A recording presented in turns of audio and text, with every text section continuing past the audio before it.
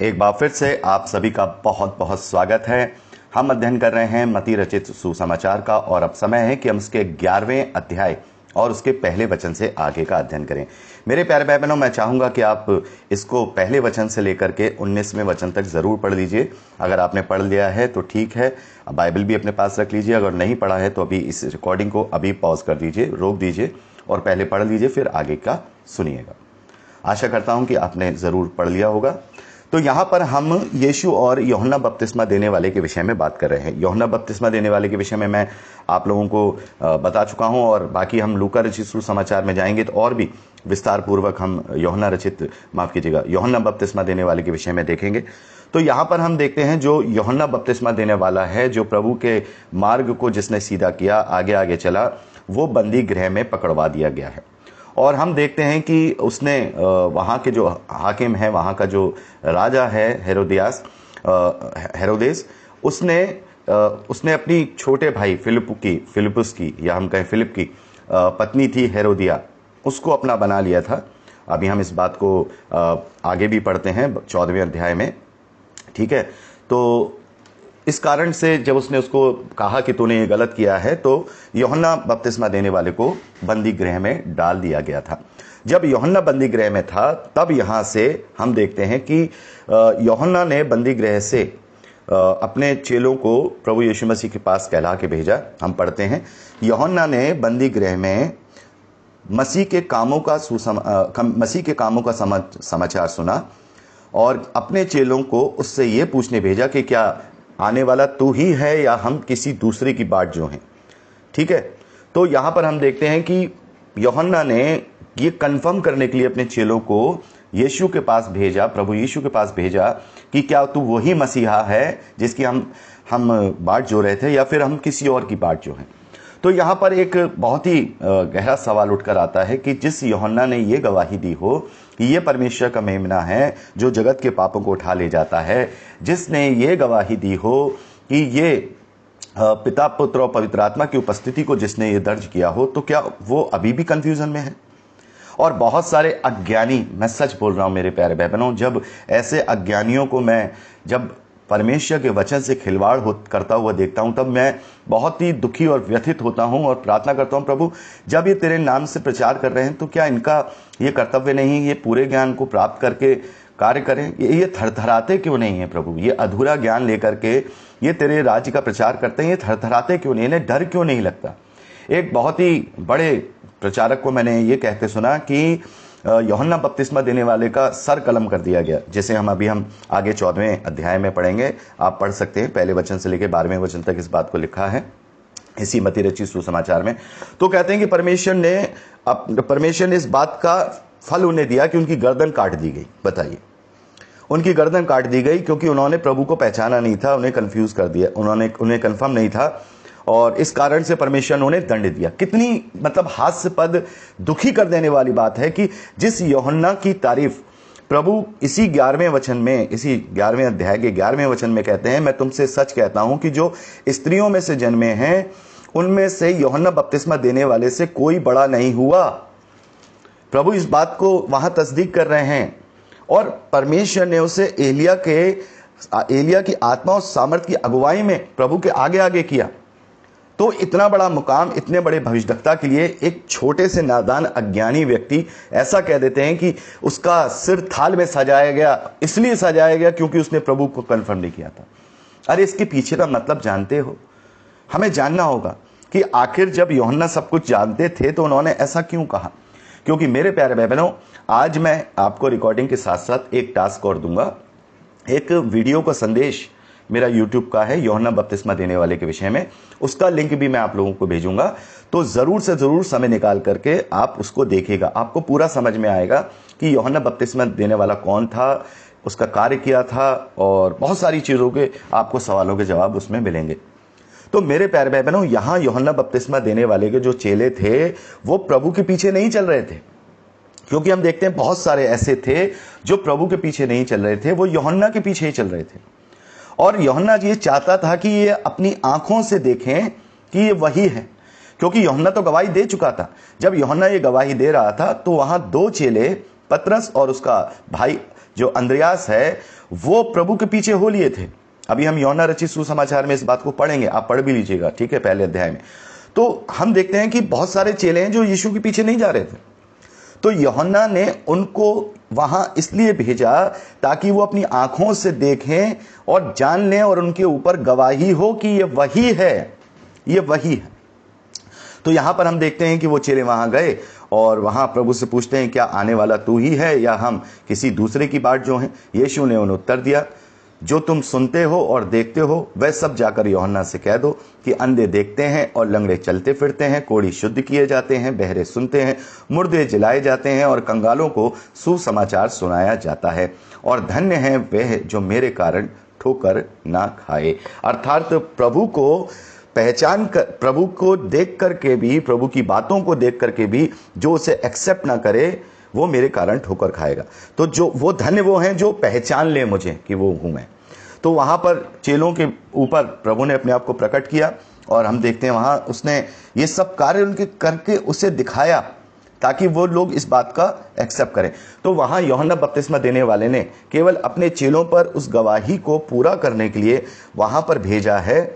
ऐसा नहीं है कि वो इस प्रकार से वहां उसको कोई कंफ्यूजन है या कुछ है, ठीक है। लेकिन फिर भी अगर मनुष्य है और मनुष्य तत्व में अगर हम इस बात को मान भी लेते हैं कि यूहन्ना के मन में अगर कोई डाउट था, तो अगर उसने उसे क्लियर करना चाहा तो वो कोई बहुत बड़ा गुनाह नहीं था जो बहुत सारे प्रचारक, बहुत सारे नहीं, मैंने तो एक ही को सुना है, उस ज्ञानवान व्यक्ति को, जो इस तरीके से बात कह सके। फिर भी बात यही है कि हर एक एक्ट में परमेश्वर कहीं ना कहीं संदेश देना चाहता है।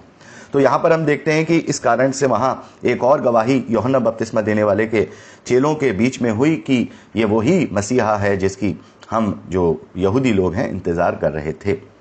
आगे जब वो चले जाते हैं तो प्रभु उनसे कहते हैं, यीशु यूहन्ना के विषय में लोगों से कहने लगा, भाई तुम जंगल में क्या देखने गए थे? क्योंकि हम देखते हैं जो यूहन्ना बपतिस्मा देने वाला है वो जंगल में रहता था, हमने अभी पढ़ा है, और उसका जो कपड़े वगैरह थे वो भी जो है अलग तरीके से वो पहनते थे। तो प्रभु यहां कह रहे हैं, क्या देखने गए थे तुम? जंगल में जब गए थे तो उसको देखने गए थे ना, यूहन्ना से ही मिलने गए थे ना, या फिर तुम हिलते हुए सरकंडे देखने गए थे? क्या देखने गए थे? क्या किसी कोमल वस्त्र पहने हुए मनुष्य को देखने गए थे? देखो, जो कोमल वस्त्र पहनते हुए राजभवनों में रहते हैं। यानी कि तुम वहां किसे देखने गए थे? क्या जंगल में लकड़ियां देखने गए थे? जंगल में पेड़ पौधे देखने गए थे? जंगल में सरकंडे देखने गए थे? किसी ऐसे मनुष्य को देखने गए थे जो कोमल वस्त्र पहना हो राजभवन में? या फिर तुम नवे वचन में, तो फिर क्यों गए थे? क्या भविष्यद्वक्ता को देखने? हां, मैं तुमसे कहता हूं, भविष्यद्वक्ता से भी बड़े को। यूहन्ना बपतिस्मा देने वाले के लिए प्रभु यहां क्या कह रहे हैं? भविष्यद्वक्ता से भी बड़े को देखने गए थे और तुमने उसकी बात को नहीं समझा। देखिए, अब यहां बात क्लियर हो गई। प्रभु कह रहे हैं कि तुमने उसकी बात को क्यों, क्या सुना? फिर तुमने जो यूहन्ना को मेरे पास तुम्हें भेजना पड़ा, इन्हें भेजना पड़ा कंफर्म करने के लिए, तो क्या उसकी तुमने सुनी? क्या गवाही तुमने जानी? क्या सरकंडे देखने गए थे? अरे तुम तो उस भविष्यद्वक्ता को देखने गए थे ना, जो भविष्यद्वक्ता से भी बड़ा है, यूहन्ना बपतिस्मा देने वाला। ये वही है जिसके विषय में लिखा है, देख मैं दूत को तेरे आगे भेजता हूं जो तेरे आगे तेरा मार्ग तैयार करेगा।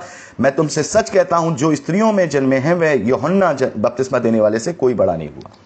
तो प्रभु यहां कह रहे हैं, अगर तुम उसकी बात को मान लेते तो उसे कंफर्म करने की जरूरत नहीं पड़ती। बात क्लियर हो गई। यूहन्ना बपतिस्मा देने वाले की बात क्लियर है कि वो जानते हैं प्रभु के विषय में, लेकिन प्रभु यहां पर क्या कह रहे हैं, तुमने उसकी बात सुनी ही नहीं, तब तो उसे कंफर्म कराना पड़ा। क्या देखने गए थे तुम? वहां सरकंडे देखने गए थे? क्या देखने गए थे? मैं कहता हूं तुम भविष्यद्वक्ता को देखने गए थे, बल्कि उससे भी बड़े को सुनने गए थे, पर तुमने सुना नहीं, जिसके विषय में भविष्यवाणी हुई है कि वो जो है मेरे मार्ग को तैयार करेगा। यहां पर प्रभु यीशु मसीह अब आगे बात करते हैं। तो मेरे प्यारे भाई बहनों, कभी भी ऐसे लोगों को सुने तो पहले वचन के कॉन्टेक्स्ट को सुने। हर एक कोई सत्य रीति से वचन को लागू नहीं करता। बताइए, उसे कोई खौफ नहीं है। वो ये कह रहा है कि यूहन्ना बपतिस्मा देने वाले को परमेश्वर ने दंड दिया था कि वो कंफ्यूजन में था। अरे पूरा वचन पढ़े होते तो यूहन्ना कंफ्यूजन में नहीं है। प्रभु कह रहे हैं कि अगर उसकी सुन लेते तो तुम्हारे ऊपर गवाही करने की जरूरत नहीं थी। ठीक है। अब यहां पर विश्वासियों के विषय में प्रभु क्या कहते हैं, देखिए। प्रभु कह रहे हैं कि जितने भी स्त्रियों से जन्मे मतलब जो मनुष्य से जन्मे हैं, भविष्यद्वक्ता या जो भी हैं, उनमें से यूहन्ना बपतिस्मा देने वाले से कोई बड़ा नहीं हुआ। उन सब में सबसे बड़ा कौन है? भविष्यद्वक्ताओं से भी बड़ा यूहन्ना बपतिस्मा देने वाला है। लेकिन प्रभु यहां पर आगे क्या कह रहे हैं? पर जो स्वर्ग के राज में छोटे से छोटा है वह उससे बड़ा है। किससे बड़ा है? यूहन्ना बपतिस्मा देने वाले से। तो स्वर्ग के राज में कौन है? जो प्रभु पर विश्वास करता है, जो स्वर्ग के राज में एंट्री करता है, प्रभु को अपना उद्धारकर्ता मानता है, वो उससे भी बड़ा है, उससे भी उसका औदा बड़ा है, क्योंकि उसे सेंत मेत में सब कुछ मिला। उसे कुछ करने की जरूरत नहीं हुई, केवल उसे विश्वास करना है और विश्वास के द्वारा स्वर्ग के राज में वो प्रवेश करेगा।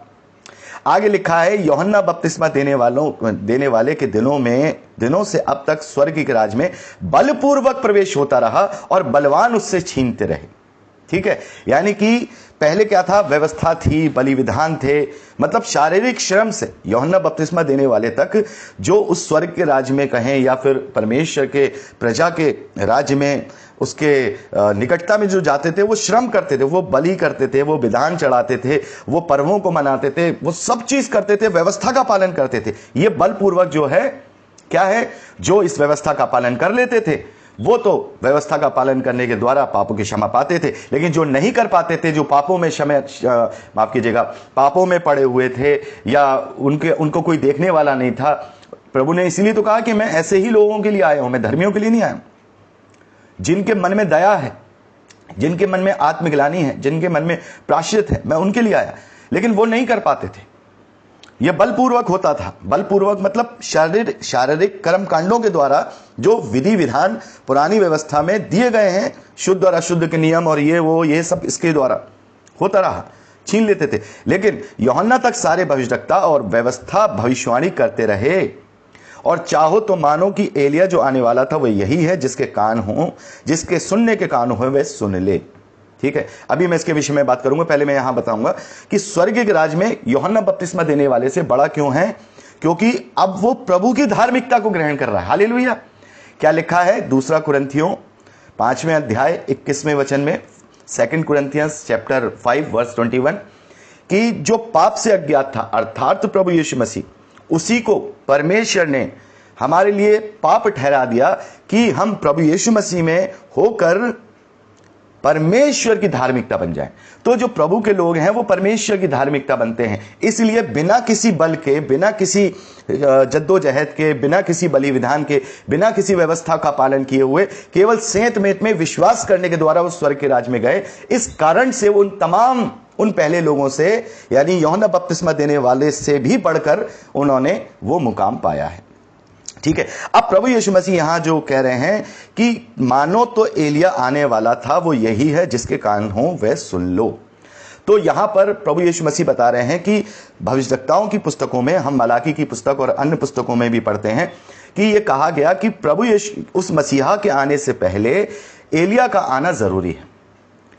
तो प्रभु यहां पर क्या कह रहे हैं? प्रभु कह रहे हैं कि देखो एलिया आ चुका है यूहन्ना बपतिस्मा देने वाले के रूप में का मतलब ये नहीं कि उसमें वो यूहन्ना बपतिस्मा देने वाला जो है स्वयं एलिया है, नहीं। एलिया का आत्मा और सामर्थ उसके आगे के कार्य करता था। इसका मतलब यह है कि प्रभु के पहले आगमन से पहले एलिया का चिन्ह उन्हें दे दिया गया, उन्हें एलिया का चिन्ह दे दिया गया कि भाई देखो ये एलिया, मानो तो यही एलिया है। ठीक है, तो मेरे प्यारे भाई बहनों, यहां पर हम जब इस बात को और अच्छी तरह से समझते हैं, जब हम आगे पढ़ते हैं, एक सेकंड, हाँ, 17वें अध्याय में, इसी मत्ती रचित सुसमाचार उसके 17वें अध्याय में जब हम पढ़ते हैं, तो मेरे प्यारे भाई बहनों, वहां 9वें वचन से इस बात को हमें पढ़ना जरूरी है। और आप अभी नहीं पढ़ाओ तो इस रिकॉर्डिंग को रोक लीजिए और मत्ती रचित सुसमाचार 17वां अध्याय और उसके 9वें वचन से लेकर के 12वें वचन तक पढ़ लीजिए। ठीक है, तो हमें आप पूरा कॉन्टेक्स्ट समझ में आ जाएगा। ठीक है, पॉज कर लीजिए, आशा करता हूं कि आपने इसे पढ़ लिया होगा। ठीक है, यहां लिखा है, जब वे पहाड़ से उतरे तब यीशु ने उन्हें आज्ञा दी, जब तक मनुष्य का पुत्र मरे हुओं में से ना जी उठे, तब तक जो कुछ तुमने देखा किसी से ना कहना। इस पर उसके चेलों ने उससे पूछा कि फिर शास्त्री क्यों कहते हैं कि एलिया का पहले आना अवश्य है? मतलब पहले एलिया आएगा, उसके बाद ही मसीहा आएगा, यह भविष्यवाणी हुई है। ठीक है, प्रभु ने उन्हें उत्तर दिया बड़े ध्यान से, एलिया अवश्य आएगा और सब कुछ सुधारेगा। परंतु मैं तुमसे कहता हूं कि एलिया आ चुका है और लोगों ने उसे नहीं पहचाना, परंतु जैसा चाहा वैसा ही उसके साथ किया। तो प्रभु यहां दो बातें कर रहे हैं। प्रभु कह रहे हैं कि एलिया आएगा इन द फ्यूचर, ठीक है, और प्रभु ये कह रहे हैं कि वो आ भी चुका लेकिन तुमने नहीं पहचाना। अब वापस हम 11वें अध्याय में आते हैं। तो प्रभु कहते हैं कि मानो तो एलिया यही है। तो इससे यह साबित होता है कि प्रभु के दो आगमन हैं। यहूदी केवल एक ऐसे मसीहा का इंतजार कर रहे थे कि जो आएगा, लेकिन बाइबल उसके दो बार आने की भविष्यवाणी करता है।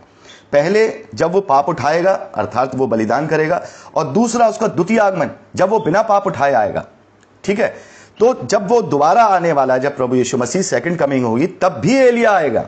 मलाकी की पुस्तक उसके आखिरी अध्याय के अनुसार, ठीक है, एलिया आएगा।